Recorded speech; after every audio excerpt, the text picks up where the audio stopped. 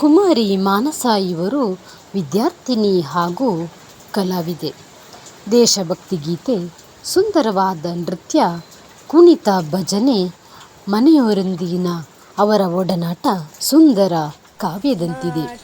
ಅವರ ಕಲಾ ಸೇವೆಗೆ ಸನ್ಮಾನಗಳು ಕೂಡ ಅರಸಿ ಬಂದಿದೆ.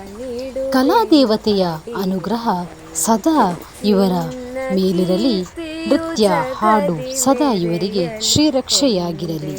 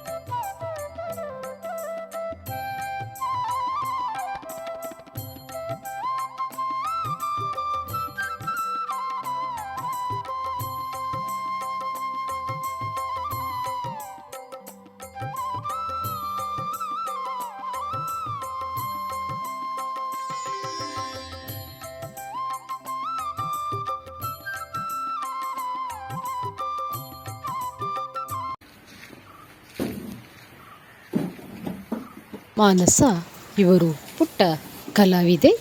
ಇವರ ಬಗ್ಗೆ ತಿಳಿದುಕೊಂಡೆವಲ್ವಾ?